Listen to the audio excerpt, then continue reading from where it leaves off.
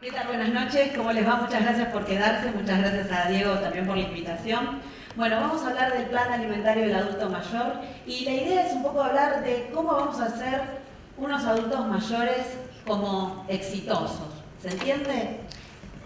Este grupo de chicas es el cumpleaños de 80 de mi mamá. La del medio, ustedes no le van a decir a mi mamá que la tengo en una foto en su cumpleaños de 80, ya tiene 81 y monedas. Es una persona súper exitosa en su vejez, es una persona que tiene proyectos, que tiene vida social, que se divierte, que le preocupa mucho saber cómo es su foto en el WhatsApp del teléfono. Tenía ese problemita el día domingo. La idea un poco de contarles de la charla es ver cómo nosotros podemos llegar a tener un envejecimiento exitoso. Nosotros tenemos dos maneras de envejecer. Una manera de envejecer casualmente es tener ciertas patologías, o si no, de esta manera.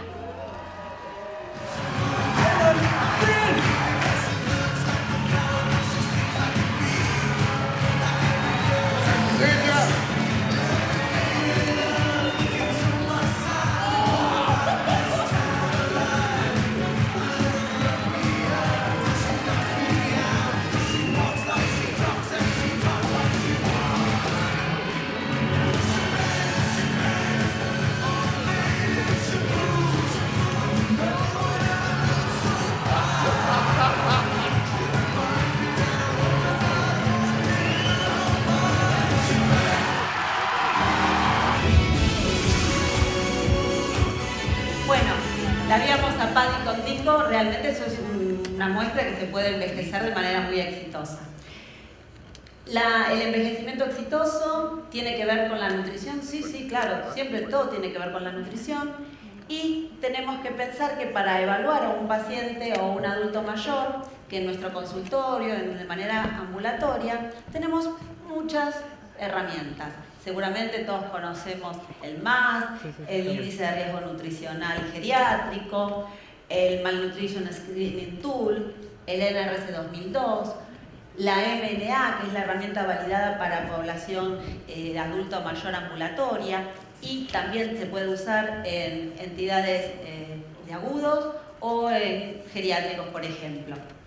Y la valoración global subjetiva. Eso nos va a dar un indicio, una indicación, una mirada de cuál va a ser el estado nutricional de nuestro adulto. Y recordemos que la definición de adulto mayor es aquellos que tenemos más de 65 años. Entonces, como diría Jane Fonda, hoy estaríamos cumpliendo aquellos de 80, jóvenes de 90, como el tercer acto de la vida. Picasso, Dalí, no me acuerdo cuál de los dos, dijo que ¿cuánto tiempo tardé en ser joven? Justamente cuando estábamos llegando a ser un adulto mayor.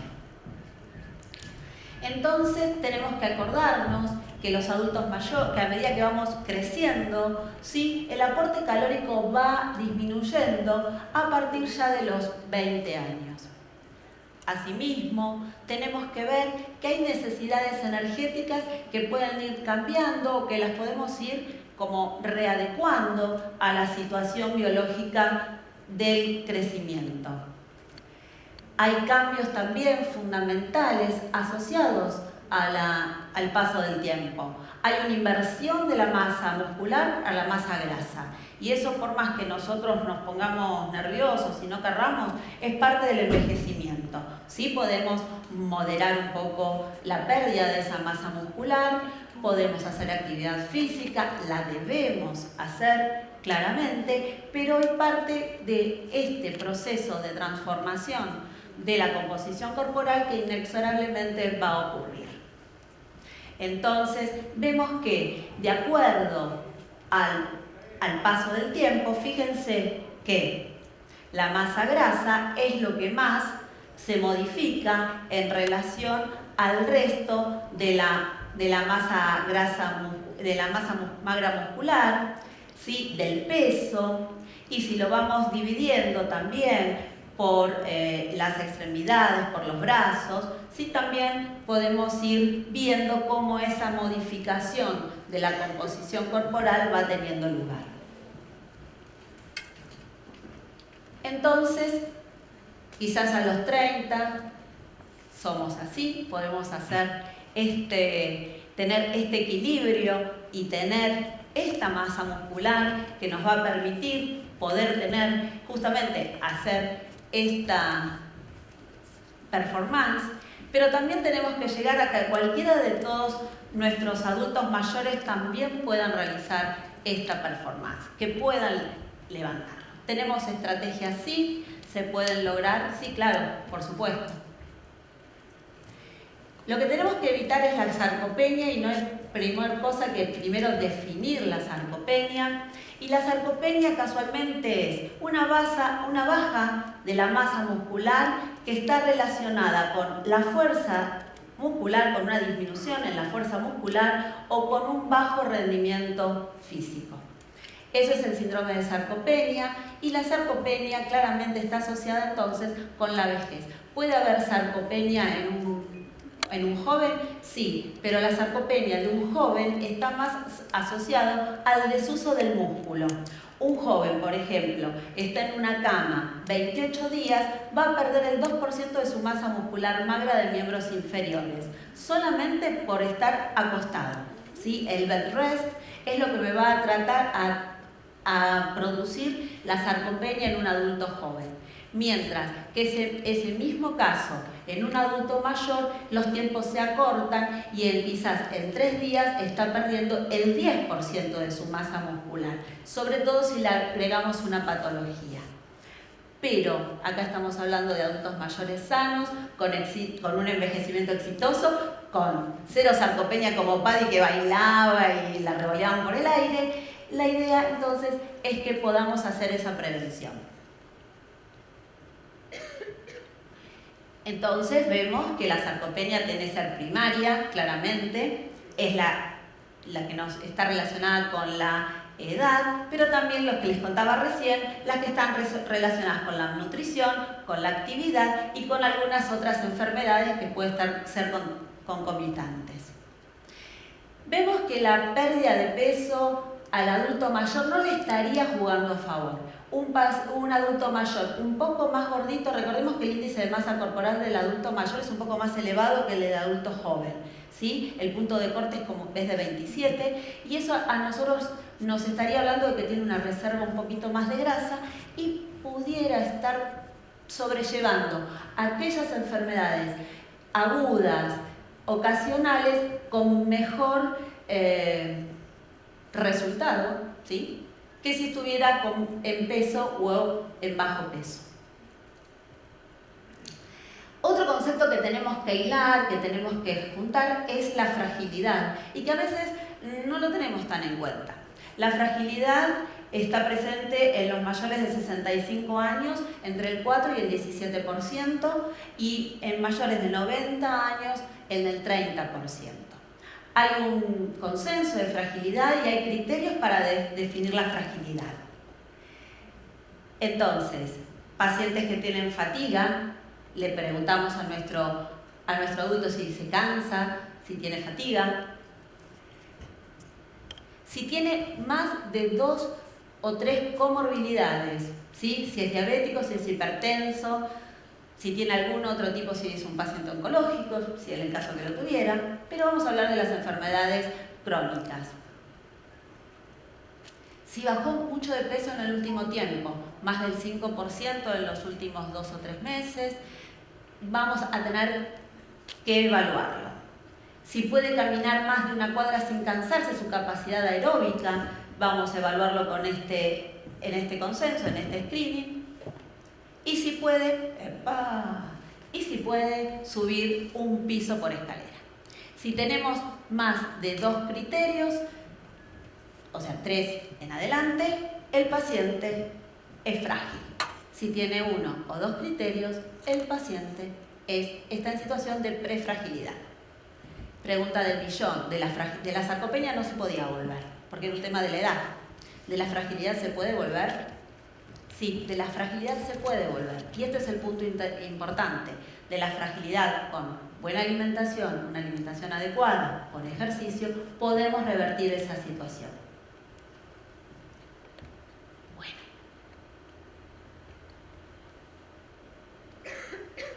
Ahí va. Perfecto. Entonces, ¿cómo podemos hacerlo? Bueno, tenemos que mejorar la ingesta proteica. Los adultos mayores y los adultos jóvenes tienen la capacidad de sintetizar músculo. El tema es que el músculo del adulto mayor tendría que estar sobrepasando, para que tenga un incentivo en la síntesis de masa muscular, entre 25 y 30 gramos.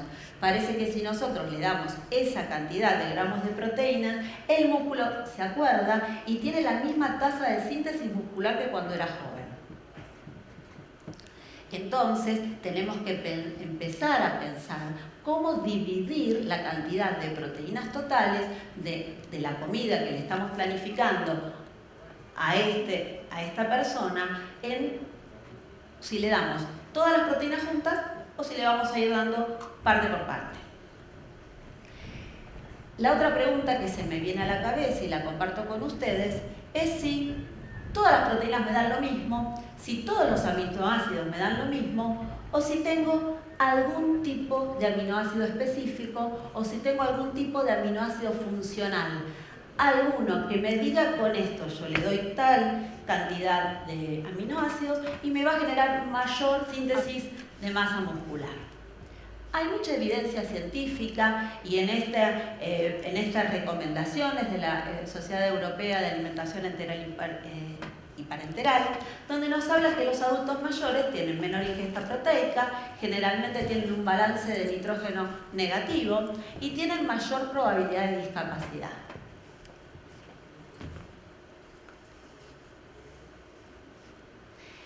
Entonces nos recomiendan que el aporte de aminoácidos ramificados, especialmente de leucina, aumentaría la síntesis de masa muscular y es una importante fuente proteica. También tenemos que empezar a desmitificar cuál es el requerimiento real de proteínas de los adultos mayores, porque siempre tuvimos ese concepto de que el adulto mayor tiene una función renal menor, entonces la cantidad de proteínas tiene que ser disminuida. No, el requerimiento de proteínas es de 1,2 gramos de proteínas por kilo de peso día. Tenemos que aportar casi 3 gramos de leucina de ese total de proteínas. La leucina es un aminoácido que es estimulante del mTOR a nivel mitocondrial y eso me aumenta la síntesis muscular. Y además tenemos que pensar cuál es la fuente más rica de leucina, y la leucina la tenemos presente en lo que es la proteína de suero. Recordemos que a partir de la década del 70, del 80 y ahora se reflotó, tenemos estos conceptos de proteínas rápidas y proteínas lentas. Entonces la leucina y el suero básicamente está pensado, es una proteína rápida. ¿Qué quiere decir esto? Que yo voy a ingerir proteína de suero, va a quedar mayor tiempo circulante y le va a captarlo el músculo y me va a generar esta síntesis de masa muscular. La caseína es una proteína lenta y algunas recomendaciones de uso es más por la noche y no tanto por el día. Entonces, ¿cuál es el camino de nuestras proteínas? Pareciera, en las últimas recomendaciones, que tenemos que empezar a mirar a la leucina y a los alimentos ricos en leucina, ya que es un regulador del anabolismo de la proteína muscular y mejora la respuesta anabólica cuando se consumen en cantidades mayores. Además de eso, tenemos que pensar que este adulto mayor no solamente vamos a tener que cuidarle la masa muscular, sino también todo lo que sean las conexiones neuronales y tenemos que prevenir caídas. Entonces podemos pensar que hay algunos datos del uso de dieta mediterránea para la prevención o para el cuidado del deterioro cognitivo. Hay muchas publicaciones, casi la mayoría de las mismas nos dicen que la dieta mediterránea colaboraría en la protección del desarrollo del deterioro cognitivo. Lo que tenemos que fijarnos es si esa adherencia al consumo de una dieta mediterránea es la adecuada, con que tengamos esporádicos brotes de consumo de dieta mediterránea no nos llevaría a buen puerto, solo que tendríamos que tener una muy buena adherencia. Otro punto importante es saber si todos los nutrientes de una dieta mediterránea nos colaborarían con el deterioro cognitivo de la misma manera o tenemos algunos ingredientes que son más beneficiosos que otros. Y en el análisis ir viendo. Pensemos que cuando hablamos de deterioro cognitivo, hablamos de investigaciones que se están haciendo desde hace 10, 12 años a este momento. Todavía no hay evidencia extremadamente sólida, todavía no tenemos estudios donde podamos comparar outcomes similares con similares cantidades o de nutrientes o que las muestras sean comparables. Y no podemos olvidar que para desarrollar o no deterioro cognitivo tenemos que tener una cuestión genética que es la ApoE alelo A, que eso seguramente nos indicaría un poco la tendencia a desarrollarlo. Tampoco dice si vamos a desarrollarlo o no, así que tampoco hay que hacerse un estudio genético y estar como muy perseguido por el tema, pero sí los ambientes saludables, motivacionales y con una correcta alimentación y hacer ejercicio físico, mejoraría o sería preventivo del deterioro cognitivo. Algunos learnings sobre las vitaminas D, que al principio las teníamos más pensadas para el tema de caídas, prevención de caídas. Recordemos que los adultos mayores, cuanto más caídas tienen mayor riesgo de fracturas y ese mayor riesgo de fracturas terminan en discapacidades severas y en mortalidad. La vitamina D también está relacionada con el deterioro cognitivo, también está relacionada además con todo lo que sea la parte más inflamatoria y la podemos utilizar como antiinflamatorios. Entonces, si pensamos en dar una respuesta nutricional a un adulto mayor y proteger y que logre tener un envejecimiento exitoso, vamos a tener que pensar primeramente en cómo dividimos la cantidad de proteínas totales. ¿Sí? Tenemos 90 gramos de proteínas totales, recordemos que entre 25 y 30 gramos por comida, desayuno, almuerzo y cena, desayuno, almuerzo, merienda y cena. Veamos primero fundamentalmente cuáles son las comidas más importantes de esta persona y en función de eso dividamos la cantidad de proteínas y que sean iguales. Entonces vamos a sostener, ¿sí?, el estímulo al músculo. Finalmente, vamos a tener que completar nuestros aportes de calcio y de vitamina D, ya sea con multivitamínicos, que seguramente lo vamos a tener que hacer porque los requerimientos de vitamina D son muy altos, que sean lácteos descremados, mayor aporte de ácidos grasos de buena calidad y dar abundantes y variedad de frutas y verduras. Muchísimas gracias y espero que hayan disfrutado la charla.